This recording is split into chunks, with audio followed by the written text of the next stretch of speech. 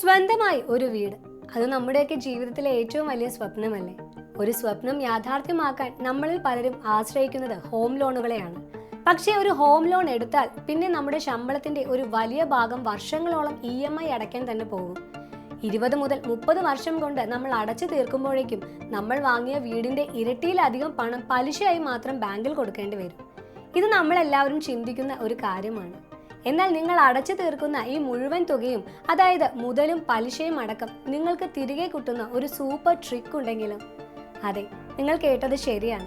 നിങ്ങളുടെ വീട് ഒരു തരത്തിൽ നിങ്ങൾക്ക് സൗജന്യമായി ലഭിക്കുന്ന ഒരു കിടിലൻ വഴി. അതെങ്ങനെയാണെന്ന് നമുക്ക് നോക്കാം. ഈ സൂത്രപ്പണി വളരെ ലളിതമാണ്. നിങ്ങൾ ഹോം ലോൺ എടുക്കുന്ന അന്ന് മുതൽ തന്നെ അതോടൊപ്പം ചെറിയൊരു സിസ്റ്റമാറ്റിക് ഇൻവെസ്റ്റ്മെന്റ് പ്ലാൻ, അതായത് ഒരു SIP കൂടി തുടങ്ങണം.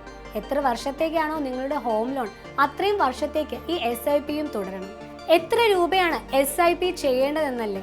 നിങ്ങളുടെ പ്രതിമാസ EMIയുടെ ഏകദേശം ഒരു 25% തുക, അത്രയേ വേണ്ടൂ. നിങ്ങൾക്ക് കാര്യം വ്യക്തമാകാൻ നമുക്കൊരു ഉദാഹരണം നോക്കാം.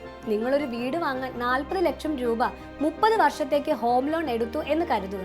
നിങ്ങളുടെ പ്രതിമാസ EMI ഏകദേശം 30,000 രൂപ വരും. 30 വർഷം കഴിയുമ്പോൾ നിങ്ങൾ മുതലും പലിശയും അടക്കം ഏകദേശം 80 ലക്ഷം മുതൽ 1 കോടി രൂപ വരെ ബാങ്കിൽ തിരിച്ചടച്ചിട്ടുണ്ടാകും.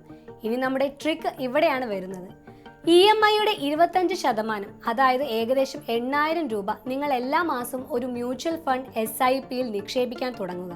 മ്യൂച്വൽ ഫണ്ടുകൾക്ക് ദീർഘകാലത്തേക്ക് വർഷത്തിൽ ശരാശരി ഒരു 12% വളർച്ച കിട്ടിയാൽ പോലും 30 വർഷം കഴിയുമ്പോൾ നിങ്ങളുടെ കയ്യിൽ ഉണ്ടാകാൻ പോകുന്നത് എത്ര രൂപയാണെന്നറിയാമോ? ഏകദേശം 2,80,00,000 രൂപ. ഒരു 10% വളർച്ചയാണ് കിട്ടുന്നതെങ്കിൽ പോലും നിങ്ങളുടെ കയ്യിൽ 1 കോടി രൂപയിൽ കൂടുതൽ ഉണ്ടാകും. ഒന്ന് ചിന്തിച്ചു നോക്കൂ. മാസം വെറും 8,000 രൂപയുടെ ഒരു SIP വഴി 30 വർഷം കഴിഞ്ഞ് നിങ്ങളുടെ വീടിന് വേണ്ടി അടച്ച മുഴുവൻ പണവും നിങ്ങൾക്ക് തിരികെ കിട്ടുന്നു. വീട് ഒരു തരത്തിൽ സൗജന്യമായി എന്ന് പറയാം. പോരാത്തതിന് കയ്യിൽ ഒരു വലിയ സംഖ്യ ബാക്കിയുമായി. ഇതിനെയാണ് സ്മാർട്ട് ഫിനാൻഷ്യൽ പ്ലാനിംഗ് എന്ന് പറയുന്നത്. പല സാമ്പത്തിക വിദഗ്ധരും ഹോം ലോൺ എടുക്കുന്നവരോട് നൽകുന്ന ഒരു പ്രധാന ഉപദേശം കൂടിയാണിത്. തീർച്ചയായും മ്യൂച്വൽ ഫണ്ട് നിക്ഷേപങ്ങൾ വിപണിയിലെ ലാഭനഷ്ടങ്ങൾക്ക് വിധേയമാണ്. പക്ഷേ ദീർഘകാലത്തേക്ക് നിക്ഷേപിക്കുമ്പോൾ നല്ലൊരു തുക സമ്പാദിക്കാനുള്ള സാധ്യത വളരെ കൂടുതലാണ്.